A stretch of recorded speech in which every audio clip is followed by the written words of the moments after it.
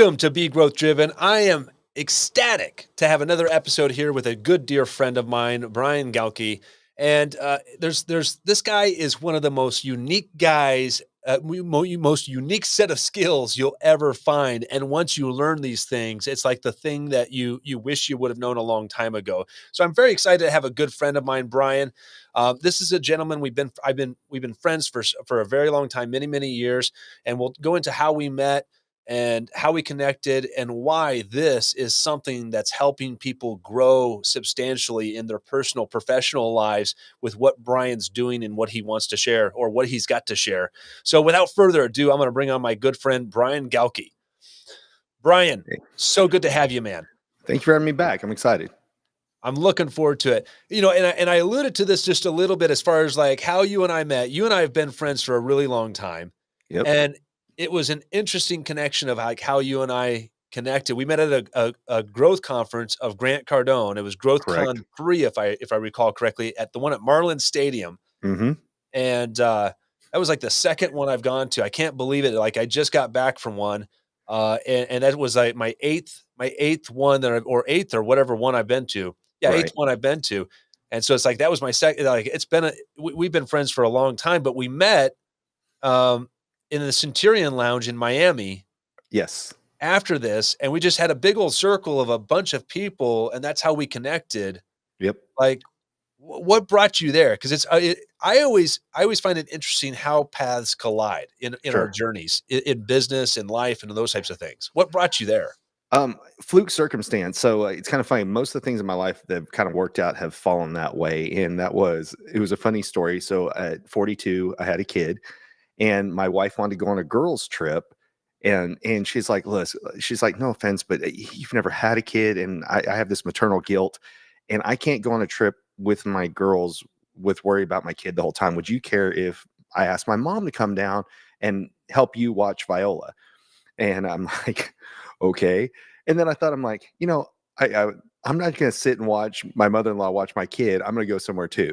And she was completely fine with that. So that was when 10X was in Vegas. And that was the first time I'd seen Grant's books. I didn't really know much about him, but I went to the one in Vegas and it was fantastic. And so after that, I took my buddy Rich went with me. I called him up like, hey, look, this thing just popped up. It's at the exact same time that GrowthCon's going on.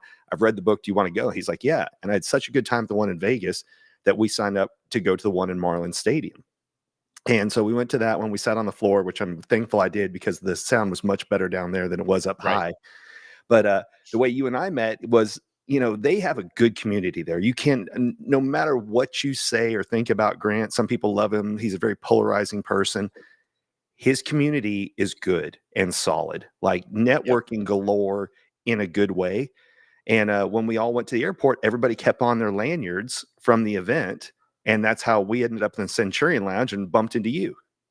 There you go. I Yeah. figure I remember that day because I'm like, you know what? I'm not done networking. Like for me, like that GrowthCon, like I look back at my journey and I'm always very transparent about it because I think it's important that we share the hard times we've been in as Mhm. entrepreneurs and how we made it through it because other people that are just starting out on their entrepreneur journey, they need to know that somebody's already walked the steps and made it. Yes. Right? It's kind of like seeing the flag at the top of the highest peak, right? You Mhm. you you got to know that that thing's been planted and that thing's mountable, right? So Yes. like that, I remember that GrowthCon because like for me, I'm such I I'm such I'm still an introvert, Mhm. right? People may say like, what? No way. But it's like I push myself, like I push myself to be extroverted because I know that that's where I gotta be for my team, and that's where I Yes. gotta be to get where I want to go or where I know I need to go. But like that event, I remember like I went there with like 1,000 business cards, Yeah. and my goal was to hand out all 1,000, right? Mhm. And I remember coming back like to the hotel like midway part of the day, and I called my wife Audrey, and I'm like, "There's no way I'm getting rid of 1,000 cards. There's no way." And she's like, "Don't you come back with a single card." Yeah. So that's it lit the fire, and that's what actually that's what brought me to at the end of that whole thing. I'm like, all right, I'm not done. I don't have any Yeah. cards left, but I'm not done. I'm going to keep, and then I'm like, I went to the Centurion Lounge. I'm like, I'm going to go meet more people. I want to go find it. So, I think a lot of us had the same thing in mind. Absolutely. It's a very energetic environment and event to go to. The people are excited to be there. People come from all over the world. You never know who you're going to be sitting next to. And the Right. speakers and the momentum that they keep going, like they end it with a concert, so, Right. it leaves on good terms. A lot of places are like, all right, thanks for coming out. Good night, curtains close. But the Right. way that they close out events keeps that momentum going. And that's probably, of all the events I've gone to, there's 2 or 3 that I keep in touch with, the people that I've gotten to know. And usually the ones that you do it with are more intensive, like small groups. You do a lot of group projects, and that's how you bond with those people. But at this event, it's such a good time that the people I've met, I still keep in contact with. And, we'll reach out and go, hey, are you going this year? Are you going this year? And unfortunately, I wasn't able to go this year. I had a speaking gig at the same time. But it's one of those that the same buddy I went with, gosh, if my would have been 7 years ago, we've talked about, let's go to the next one. But even though I couldn't go, I bought it on where I could watch from home. Right.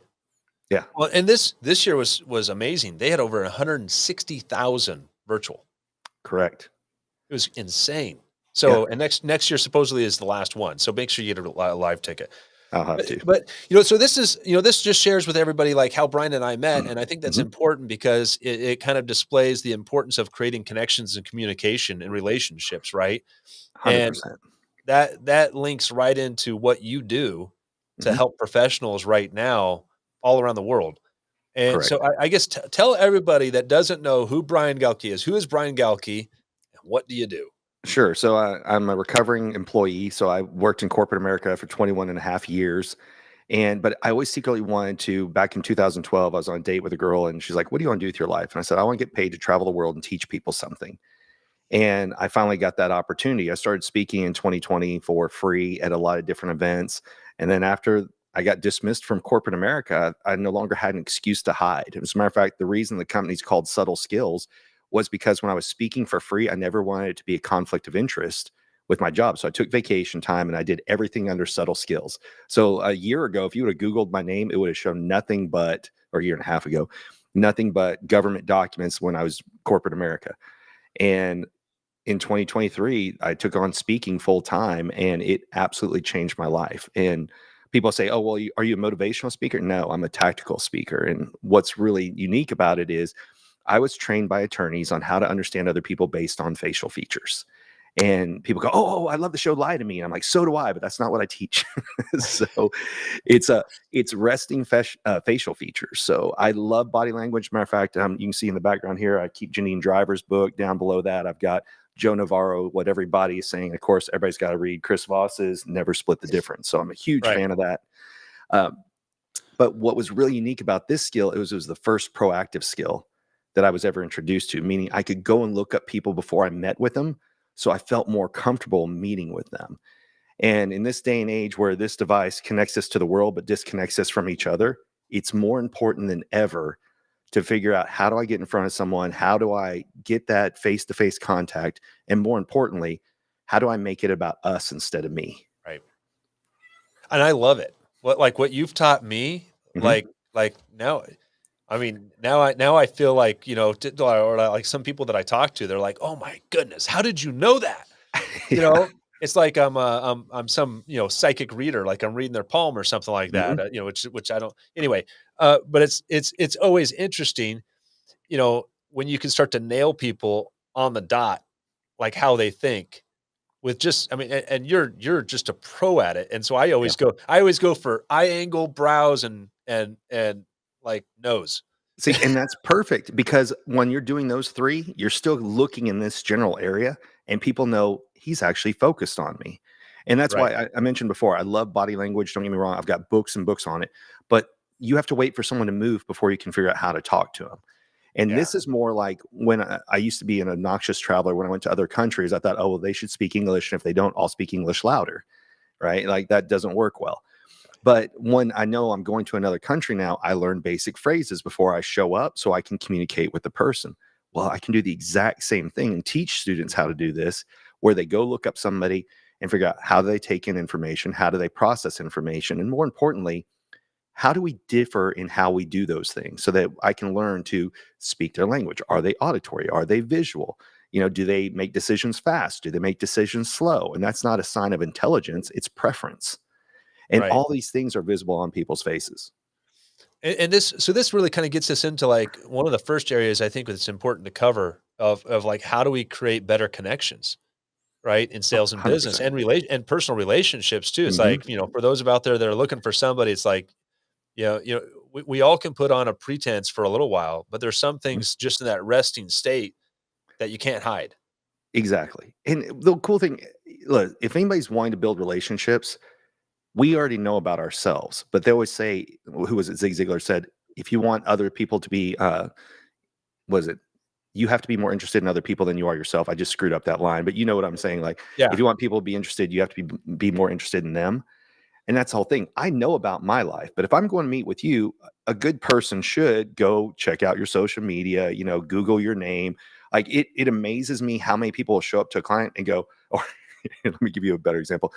People will DM me all the time. Oh, I love your social media and everything. What do you do? I'm like, oh, thank you, spam canned email. At Yeah. least take the time to personalize the approach. And that's what people can do is you can look at people's facial features and figure out, how do I speak their language instead of pushing my own agenda? Can I show a few Right. screens as an Yeah. example? Yeah, All right, 100%. Yeah, because I it think the phrase kinda that you were sharing was like, "Be interested before you're interesting." yes, I that Is it there you kinda go. like that? Thank you. Yeah, Um, I remember that because it's like, we all want someone to be interested in us, yes, and we're selfish that way, every single one of us. But yeah, we are. go ahead. Let's see here. Let's All do that. right, so you can There see we that. go. So it's ironic. That's why I wanted to show this screen. Is that this is one of the early on slides in my keynotes. Is if we're like the person on the left, we're making it more about us. So if you notice that you see that his hand is clear and everybody else is blurred out, that's what Yeah, most people are like. They show up. I know what I want to say, and the phrase is "show up and throw up."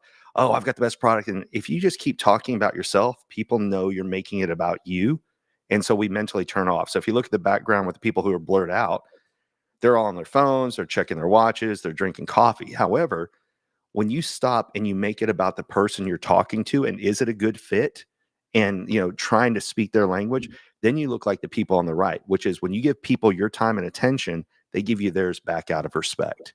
And that's the biggest thing that a lot of people lose is we get so excited, or we get dependent. I need this sale. And then we become needy, and neediness is a repellent. And another term for neediness in business is commission breath. People can tell when you're just trying to push your product versus figure out, is it the right product for them? And it can be a product, a service, you name it. But that's what we get into. And, you know, it's very interesting because we're, we accidentally do that in our personal lives as well. When we get so excited about something, we go and we kind of push what we want to do. But if you really want happiness in all areas of life, it's about connection and then communication. Then you get the desired results. right. You got to pay the price Right. to get the payoff, right? Yes. Yeah. Kind of along those lines. So I like this. This is good, and Yeah. because it's a good reminder to anybody that's trying to get ahead. What are you doing? That's just it. We can easily identify in our personal life if somebody makes it about them and we're like, oh, well, you're a narcissist. Right? It's easy to see somebody who does it, but we don't realize we do it accidentally because we're so excited. And sometimes it's legitimately because we know our product can help them, but we're more focused on the product and not helping them understand why it's a good product. Does that make sense? Yeah, a thought came to my mind too. It's like whatever we see in other people, the Hmm. reality is we're seeing what we already have in ourselves. Absolutely. So if we see somebody as a narcissist, well, there's probably a little bit of narcissism in ourselves that we got to work out. So Absolutely. Well, and I'll challenge that. It's kind of like jealousy. So jealousy comes from one of three things. Either you're a cheater, number two, you've been cheated on, or number three, you found something you're so worried about losing that you're jealous over it and you're going to end up losing it because of your jealousy, right? But it's kind of those things. So it's either projecting what you've done or what you've gone through. And that's one of the things that's actually in a lot of books is every communication you have to learn to get rid of the biases that are in your head in order to have a good clean communication with that person now instead of reliving your past in your present moment. right. Oh, there we go. That's a little bit better. Yeah. Uh, no, that is. Man, that is so true. Because these are, I mean, when how like learning how to like read this, see this, and then we put ourselves into those situations. Hmm. Like, how much of an impact have you seen that make for some people as far as like the relationships they're building now versus they were before? So it all depends on the person, but what this really helps is introverts, because introverts live in the prison of their own mind in the present moment. So you can be surrounded by thousands and feel isolated and alone because you're Right. stuck in your head. And this is why it was such a big game changer for me, because I'm an introverted extrovert. I love to be around people, but I would go to events and not talk to a single soul because I was thinking in my head, oh, they don't want to talk to me, or oh, what am I going to say? I'm going to screw it up. But when I learned to focus on you, I'm not thinking about me. And a great book on that subject is Man's Search for Meaning by Viktor Frankl. It's a very tough read in the beginning because it was his experiences of day to day going to a concentration camp and the things he saw. But then the second half is the philosophy that he learned out of that. And this Cliff Notes version of that is the people who went through those atrocious situations, the ones who said, I want to see my wife again, my husband again, my kids again, were able to survive those inhumane conditions. But if somebody said, oh, I'm just going to make it for me, they tended to perish. So there is something instilled in us in a deep level that we can always do more when we make it about more than us. I love that. So it's kind of like it's the push to, well, it's the push to dig, have a bigger purpose of why you are doing it. It's Absolutely. finding your purpose, so to speak, Hmm. Yes. right? Interesting. Yeah. Well, and it's like Zig Ziglar always says, and I don't know why I'm quoting him so much today. I never usually do. He said, when people show up, I can't impact their life, but if they bought my courses, then I can help them later on. And that's why I love, don't get me wrong, sometimes we need the motivational speaker, like somebody who tells us their story. But Right. I really love the people who give us tips and tools to help improve my life. So and a lot of conferences are getting good about doing that mix now, where it is, show me somebody who's done something that's possible that I would have previously thought was impossible, but you have to tell me how they did it. Like if somebody just gets up and goes, oh, I made $1 million today. Okay, that's cool. And then it says, okay, $1 million a day is possible, but how did you do it? And Right. that's what I like is, what are tactical things that we can do? Like you and I've got on calls, and you could say, why do this? But instead you break down this is the reason why you go in. Like I watched the video you did for Connect 360 the other day on why was it the DX settings for email? Yeah. The DNS settings. Yeah. Yeah.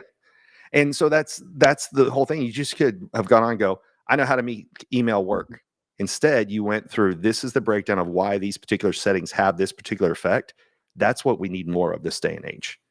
And so that's, how do I get my email to be received by someone? I teach something on a different level, and that's, how is my message received by someone, because of I'm making those little changes to my presentation for the person I'm talking to. Right. I've heard it described like another way of like you sell the future versus the features. Hmm. So it's like, Right. when you're talking to somebody and you know that they want this later down outcome, it's like if you're trying to, if you have a product or service you're like, I know they can benefit from, Hmm. you gotta present it as not, hey, this is the shiny thing and it has a knob here and does this. It's like Yeah. you gotta do this. However, each people are going to process it, different people are going to process that information differently. And so that's Right. where it comes back to like what you're doing. How have you integrated that into like sales training or those types of things? Sure. So you name the industry, and it's funny because they always say, have your ideal avatar. And they're always like, well, it can't be everyone. Well, mine kind of does. So, because everyone's got a face. I've spoken to law enforcement, I've talked to superintendents of schools, automotive, real estate. I've even taught other attorneys. As a matter of fact, I'm going to be speaking at the largest DWI attorney conference next year in January. So, it's all kinds of industries. Most recently, I was at, it's called BOMA, which is the Building Office Management Association, which is people who manage corporate housing and, large environments. So office spaces, apartments, you name it. And the reason why it's applicable to everyone is everybody wants to build better relationships with everyone else. And right Right. now we've gone through that period of, some people have, spent almost 2 years in their house. And even if they haven't, more meetings are happening like this over Zoom. Right. Well, I can't tell your body language. Are your arms crossed or legs crossed? I don't even know if you're wearing pants. You might be in workout Well, shorts down below. And we would never know it because you see the people, they're all dressed up from the top up. Right. But a lot of the skills that I learned in sales have gone out the window with going to meetings like this, video conference calls, Zoom, StreamYard, you name it. That took away a lot of the skills. So, for example, now let's use my background versus yours. One of the first books I ever got was How to Win Friends and Influence People. Great book. Love that book. But but on you, there's nothing in your background that I can see, right? Because it's your logo.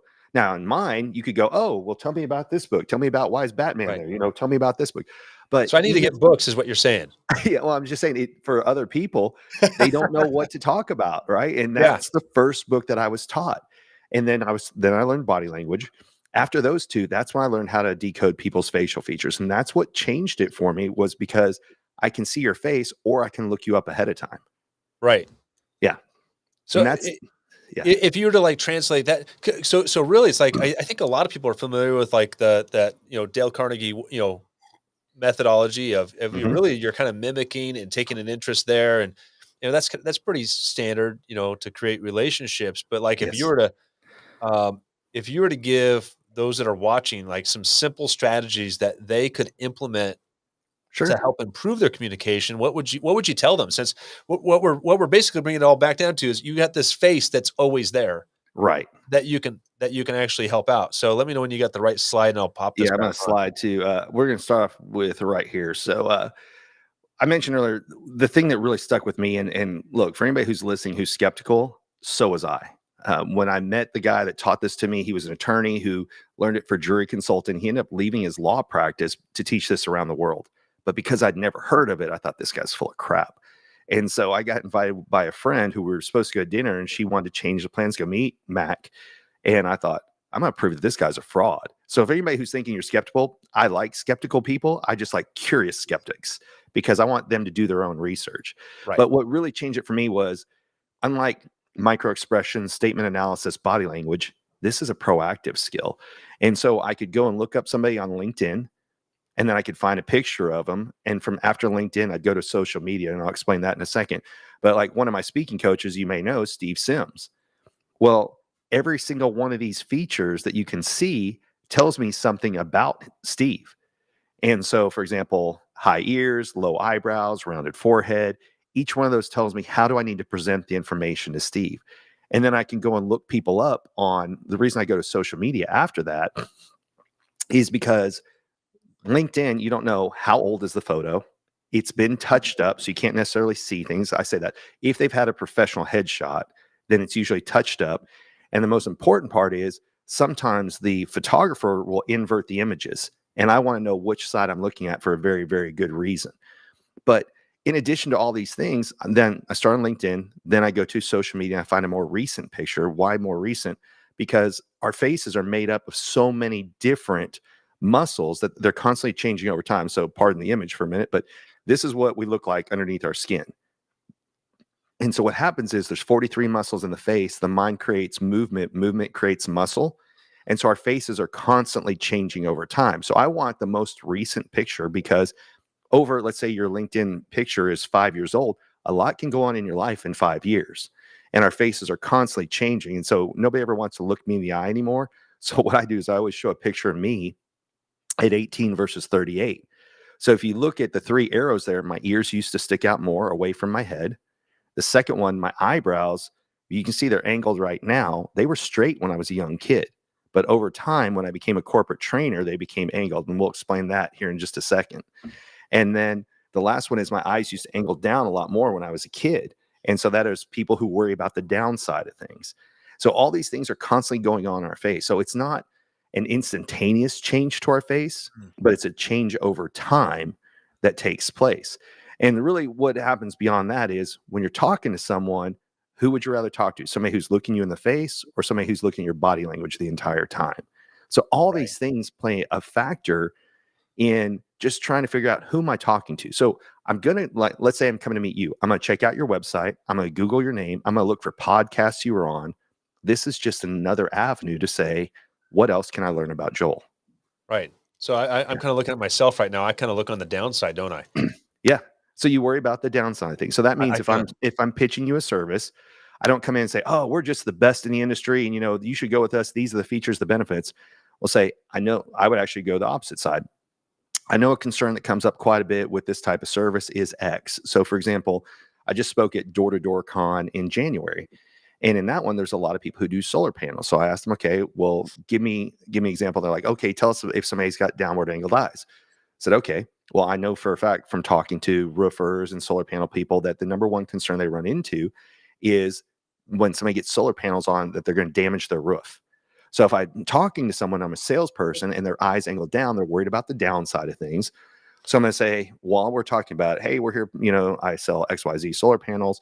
And when they start moving towards things, I'm going to say, I know one of the biggest concerns we've heard from our customers is damaging the roofs when we're there. Our installers go through a specialized training to ensure the integrity of the roof stays in place after our solar panels are up.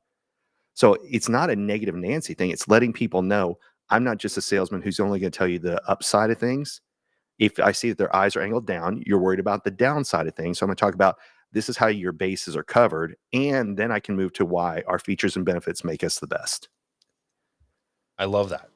Yeah. Well, it helps you to be frankly more adaptable to each environment, because you're going to be able to now that you're aware of those things, you can jump from one conversation to the next Mm-hmm. and just simply make that quick adaptation.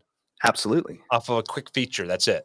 Well, so Door to Door Con is people who knock on doors. They have seconds when somebody answers the door to figure out, what do I need to change about my script? So we get a lot of hell. Ed and I have a podcast, and we're talking about the value of having a script when you first start. People are like, oh, I don't need scripts. I go off the fly. Nobody goes off the fly when you're first learning things. However, once you've learned the material, then you can adapt things over time. It's kind of like when you learn to drive a car, you first have to learn by the book, what are each step, turn on the ignition, put your foot on the brake, all these things. Now, once you get comfortable with driving, so what is it? You go from unconscious incompetence to unconscious competence. So there's 4 steps of learning anything. Unconscious incompetence, I don't even know what I don't know. Then there's conscious incompetence. Oh, I realize I don't know how to do something. Then there's conscious competence, which is I can do it, but I have to think about it every time. And then the 4th and final one is unconscious competence, which is now when you drove to work, you didn't have to think about every single step while you're doing it. But you've had to learn that first one by memorizing a script and things of that nature. Well, that's what I love is you can have your script, and it does not matter what product you have, but then you're just going to learn to tailor it to the person who answers the door, or you cold call. People go, well, I email the person. That's fine. Right. If it's not a cold call and you know who you're going to email, I'll change the language in my email to, are they auditory, visual, or kinesthetic? So I will literally go and look at their face and go, okay, do they look like they have larger ears and smaller eyes? Does it look like they have larger eyes, smaller ears? And you're not comparing directly from ear to eye. You're saying for the size of their face, do their ears look large or small? Do their eyes look large or small? And then I'll adapt it. So if it's a visual person, I'll literally, sorry, I'm losing my voice. I'll say, does this, can you see where I'm coming from? Picture this, visualize that. Why? Those are all visual based words. If the person looks more auditory, then you can say things like, does it sound like a good idea? Do you hear where I'm coming from? Listen to this.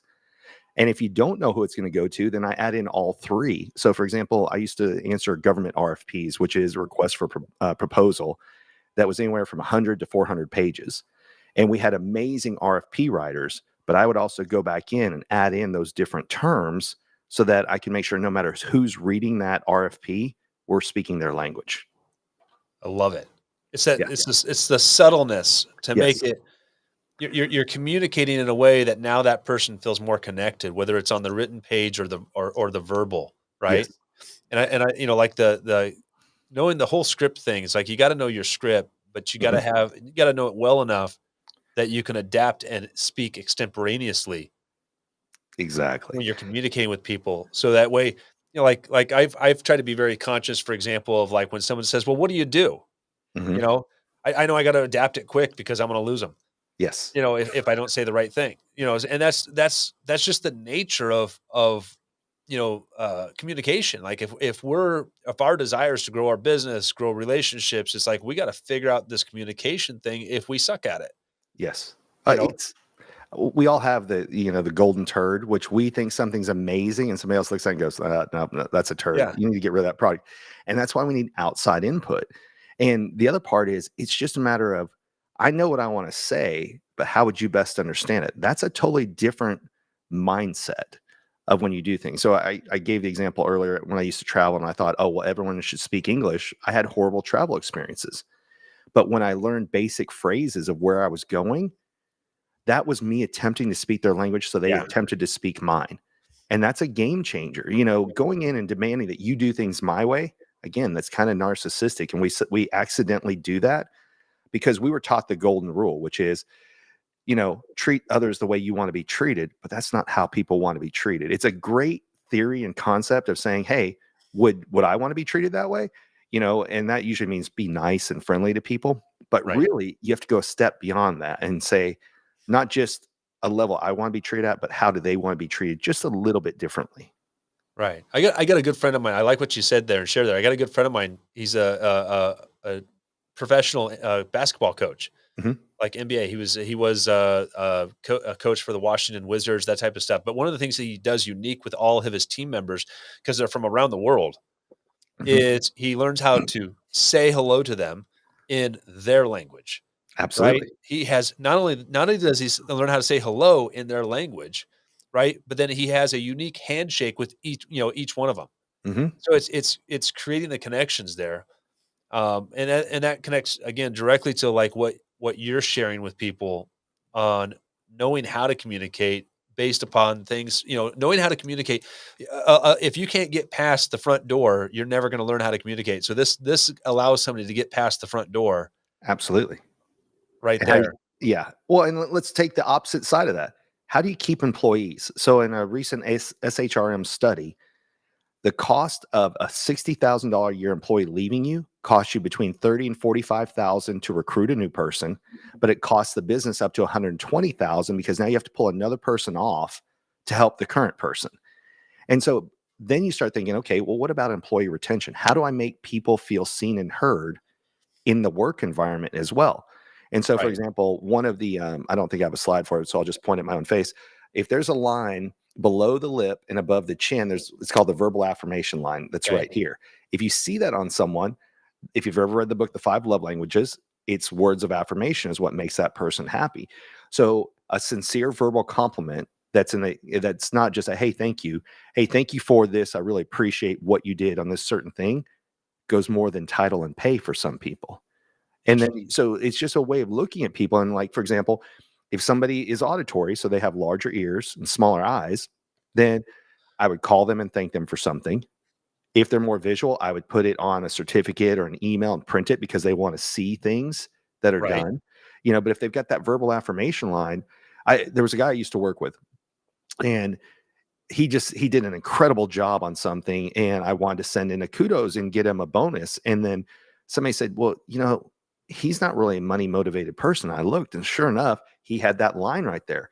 And so what we did is send an email to the EVP and the CEO about what a great job he did. And so then it came through that third party kudos. Now, a third party kudos, regardless of who you are, we love to hear that somebody else talked good about us to someone else.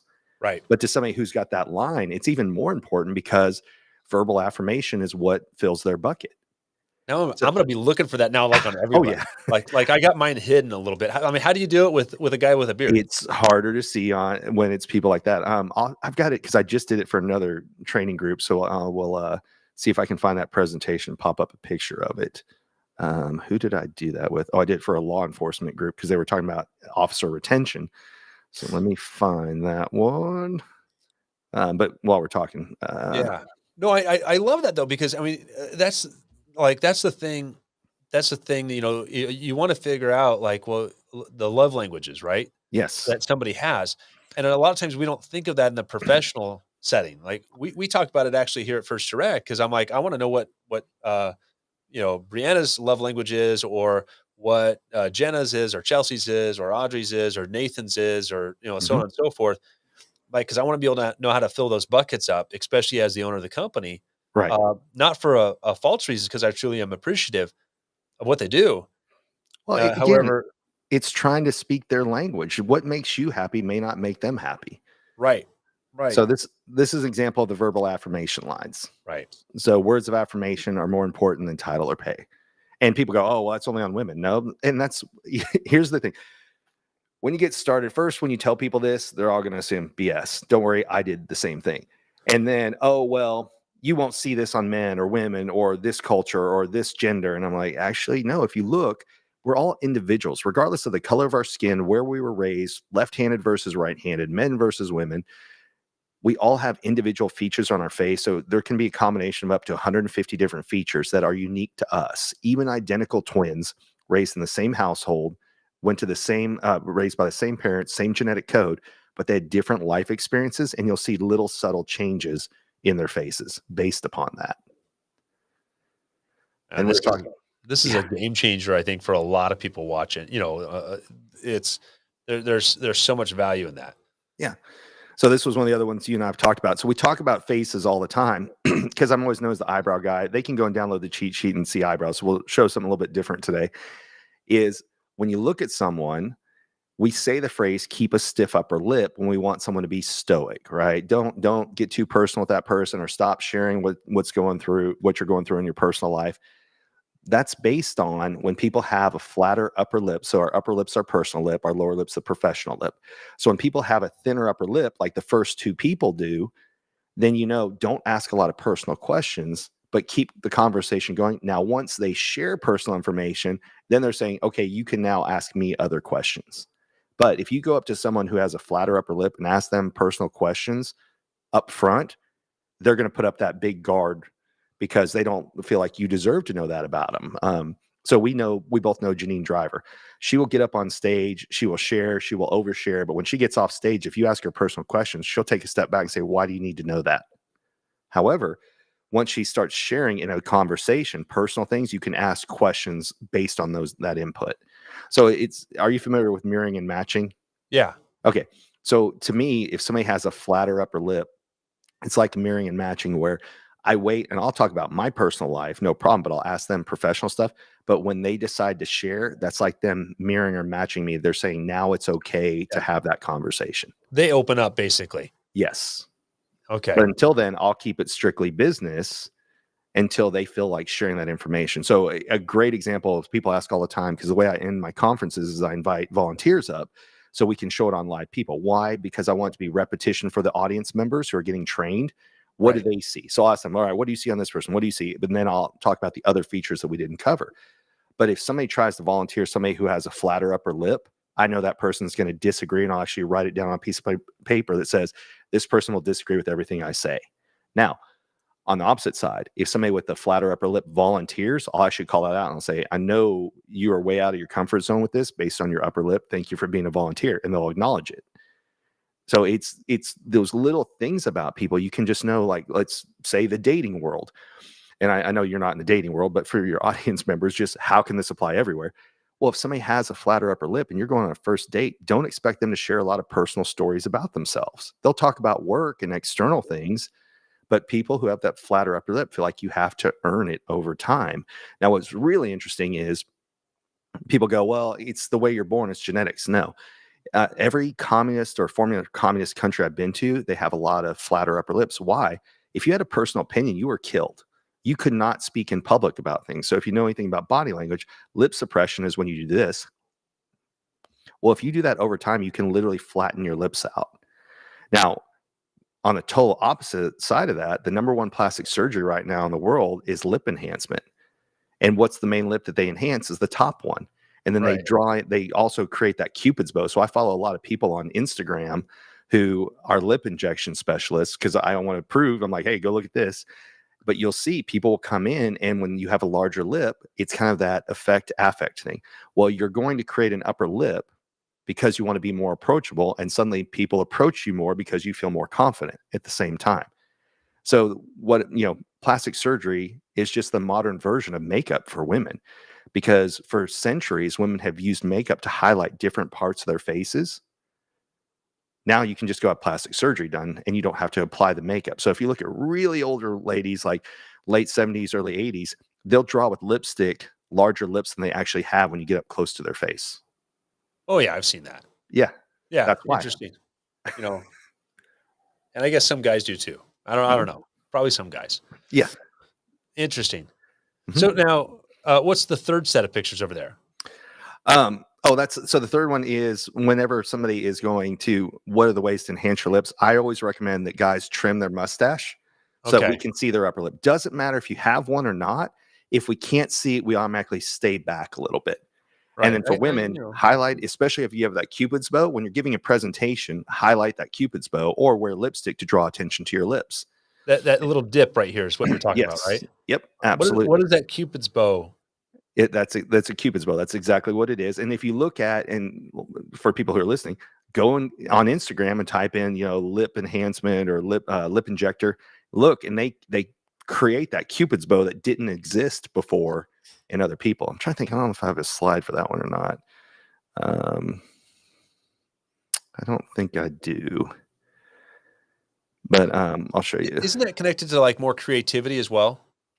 That part I don't know, but it's definitely if the wider area. So that if their Cupid's bow is very wide, that's considered the libido line. That's somebody who's physically active, demonstrative. That's how they like to do things, hands-on learner. So, AKA kinesthetic learner. So you mentioned the Okay. 5 love languages before. 3 of the 5 love languages are visible on somebody's face. So the first one is the fuller their eyelids are, that's time and attention. So Okay. I was raised in the day and age of Dr. Seuss. So the more lid you see, the more they think in terms of we. So I know if somebody's got very full eyelids, I need to ask him when I'm going to go run an errand. I don't have a lot of eyelid. So I'm always like, all right, I'm going to go do this. If I'm seeing someone who has fuller eyelids, then I need to invite them to go with me. And when I'm saying seeing, it could be coworkers, it could be friends, it could be whatever. But if I see that they've got a fuller lid, I should invite them to go with me because they want to go, but they won't always ask to go along with you. And so I get hired out by corporations to do purely entertainment, not teaching it. So, but hired to come out like to a president's club, something like that. And it's kind of fun for everyone. And when couples come up, I'll say, all right, do you guys want to know what you have in common or what's different? And they always pick what's different. And I'll bring up things like that, like who has the fuller upper eyelid and who doesn't.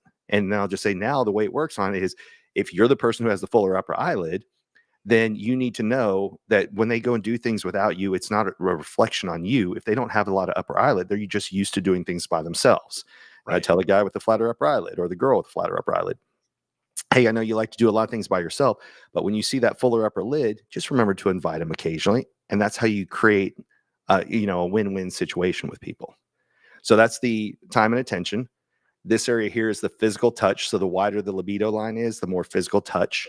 So I'll say Okay. like, even if you're not dating them, if you go to give somebody a handshake, I'll do the double handshake if they've got that wide libido line. And then the other one that we talked about before is that verbal affirmation line. So words of affirmation, if that's their love language, you'll see that on their face. So 3 of the 5 love languages are Wow. literally written on someone's face. Wow. That's amazing. That's Yeah. just like, and I've known you for a while. We continually have these conversations, and every time, like I learn something new. I'm like, Yeah. now I'm gonna look for that little Cupid's bow and Uh-huh. all that type of stuff, and that teaches a lot. Well, I get labeled as the eyebrow guy. Like even so, Bradley the other day, he's like, "Hey, Yeah. you want to do the class? You want to do eyebrows again?" I'm like, "Brad, I do more than eyebrows." But the reason I teach eyebrows are you can see eyebrows from across the room, Yep. and eyebrows lead to eye contact. And that's the thing is this day and age, eye contact has been lost by so many people because of smartwatches, smartphones, you name it, that we have to learn to give Right. people that eye contact again. And if you're nervous, just look at their eyebrows and go, are they high or are they low? What Right. shape are they? And we can do another episode on just eyebrows. But Yeah. I do want to show 2 slides real fast. Let me make Yeah. sure. Okay. Let's flip that back on there. There you Yeah. go. All right. So this is, I go out and I Google people without eyebrows. And this is like what typically shows up on Google. And it's people that you've recognized for a very long time, but one feature's gone and we don't recognize them. And people go, oh, okay. And I'm like, all right, I realize that this is a disturbing Wow. image. So now Yeah. we'll go when people draw eyebrows on babies. Right. And how differently do we see the baby? So, like the one in the middle where the baby's laughing, it looks like an evil villain. And all they did was draw eyebrows on it. So we pay more attention to eyebrows than we think we do. And one last picture is who would you rather talk to? The only feature that's different there is we took away her eyebrow. Yeah. So, That's a little disturbing. yeah, there's a really good book right now. I just finished reading it. So I read all kinds of books. So this one is called The Like Switch. And so the light switch is a book about FBI profilers. So in this book, the guy who wrote it used to be in the behavioral analysis unit, and it was how does he teach agents how to recruit people to spy against their own country? And so the first thing that they tell agents to do when they walk into a room is to walk into a room, raise your eyebrows up like, hey, how are you? Tilt your head and smile. And that's seen as friendly. If I walk into a room and I don't have my glasses on and I'm scowling, that's seen as foe. So they teach agents when they walk through the door, tilt their head, raise their eyebrows up and smile. And that's how you're not seen as a threat as soon as you walk in the door. Well, where's the first thing that we look? Eyebrows. Yeah. So no matter if you're talking body language, you're talking here in this book, eyebrows play a huge factor, more so than we realize. And that's why a lot of young girls, if they don't feel in control of their body, they do one of two things. They will go get a tattoo showing ownership of my own body, or they'll shave off their eyebrows and draw angled eyebrows on, because angled eyebrows are seen as authoritarian. So I'll explain that a little bit more here. Let me show a picture. There's 3 basic shapes of eyebrows when we're talking to people. So the first one is straight eyebrows, then angled eyebrows, then rounded eyebrows. So straight eyebrows get straight to the point. Facts, figures, data. I didn't mention on this one, but we're taught by every book we've ever read, every movie we've ever seen, TV show. So like Spock here, what do they do with his eyebrows? They made them straight. Right. So you start realizing we're taught about faces all the time. We're just not formally taught. Now, here's a crazy fact. Physiognomy, which is what this is based on, was part of the academic system until Henry VIII said, I don't like the idea that beggars and vagabonds would use this against their fellow man. And he yanked it out of the education system. Now, it is known as a pseudoscience because, number one, it's not a science, but neither is body language, statement analysis, or anything, because it's not 100% repeatable in the 5 metrics of the scientific method. That doesn't mean it's not applicable. So it's not 100%. I've been using it for 14 years. It's in the high 90s. So sorry, that's my little rant. So straight eyebrows, straight to the point, facts, figures, data. Then you've got angled eyebrows like I have. You just think, what's my angle? Help me understand it first so then I can help other people. And so when you're talking to somebody, so let's say I'm selling something to you, I would explain why once you learn this, then your coworkers would benefit. Now, the opposite of that is if you had rounded eyebrows, like here, you think about the people around you first and yourself second. So I would talk about how your coworkers benefit first, then I would bring it back to you. So learning just by the 3 types of eyebrows is how do people think and process information. So straight eyebrows get straight to the point. Angled eyebrows, what's their angle? Help them understand it first, then they can help others. Rounded eyebrows, they think about the people around them first and themselves second. Right. So I'm still pitching the same product, but how I talk to you is based on what your face tells me about you. Very interesting. Yeah. This stuff is just fascinating. Well, and like during COVID, like really all you can see is mainly their eyebrows. Yeah. And their eyes. And people, because you and I met on Clubhouse, I think we're both on Clubhouse during COVID, right? Yeah. Yeah. So when we were on just during COVID and we were on Clubhouse, the only way I could look up people's faces was it connected to their Instagram. So we would get on Clubhouse. Somebody would volunteer, would bring them up on stage. I go, okay, give me your Instagram handle. And then I would go and look people up and say, okay, here's all the things I could say. And they're like, how do you know that? I'm like, this is what your face is telling me. So I say so too much. The people always say, oh, you're just gaslighting people. You're only telling them positive things. I'm like, show me a picture of somebody. I know it works because I did it for 6 months during COVID when we couldn't go anywhere. That was the only way I was analyzing faces. Right. Yeah, no, it's amazing stuff. If you were to leave our listeners like with two things to apply, yes, what would those be? Number one is take a second and just think, are their eyebrows high or low? And then the 3 shapes that I taught you earlier. And the reason I say that is if you don't even have to get it right, but if you just look at someone, you think, are their eyebrows high or low and what shape? That's going to give you a few seconds of eye contact with a person to build rapport. And then because we showed the lip one today, just think if they have a thinner upper lip, they want to keep a stiff upper lip, which means don't ask a lot of personal questions right away. So those 2 things will tell you enough to be dangerous with people and to help you build connection. So kind of a parting, I'm going to tell 2 things. One is there's 4 basic human needs: physical safety, emotional safety, people want to feel seen and heard, and people want to feel connected. Well, the seen and heard and the connected, you can learn by learning to decode people's facial features. And then I like to end with a story so people can understand it. And you actually kind of reminded me of this earlier.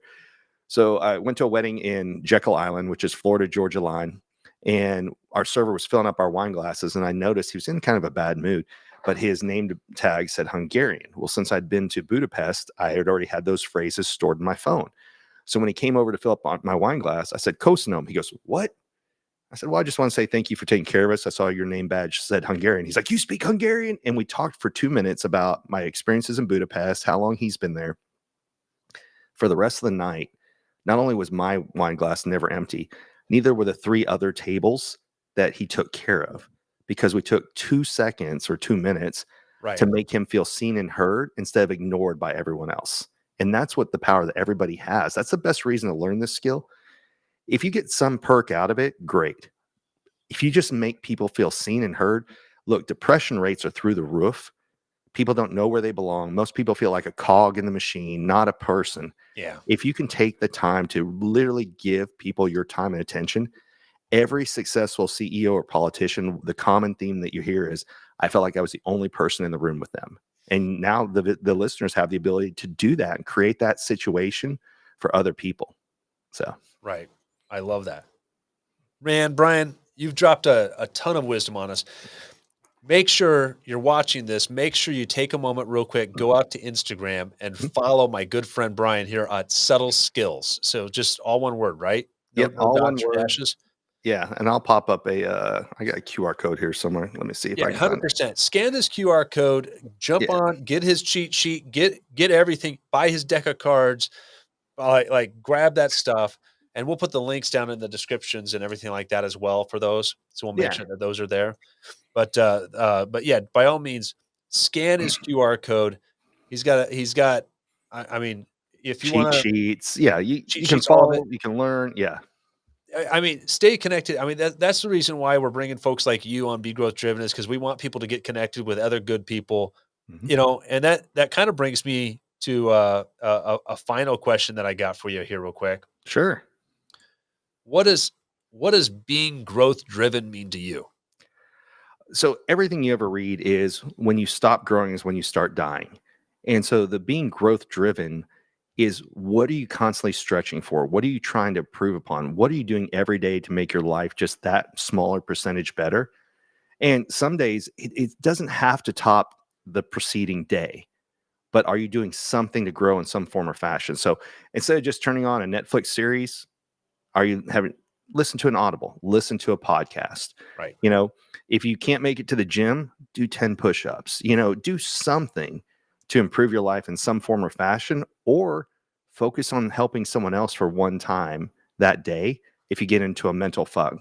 Because like I said, funk, I think I said it right, but yeah. I started overthinking it in my head. So just in case, mental funk. But when you want to grow, sometimes when we hit those plateaus, it's by helping someone else that we grow at the exact same time. Right. We learn something, right? Yeah. So we figure something learning out twice. We think we know it, but then we help somebody, we teach it, or help somebody through it. And yeah, by all means, man, I love that. Yeah. Brian, I appreciate you. Thank you for jumping on, sharing your wisdom with our audience today. And definitely have you on again, and we'll go deeper on something. Absolutely. So we'd love to hear in the comments, like as you guys are watching this, we'd love to hear in the comments, like what you took away from this, what you'd like to learn more about, and we'll get Brian on there. And by all means, scan his link, get on there, get connected with him. He's a remarkable individual to be connected with, and somebody that'll change your life. So Brian, I appreciate you, brother. Hey, thanks for having me again. All right. Until next time. Join us again next week. Be Growth Driven. We'll have another fine episode, another remarkable guest on our show. And again, Brian, thank you for your time today. Thanks a lot. Till next time, be great, because nothing else pays.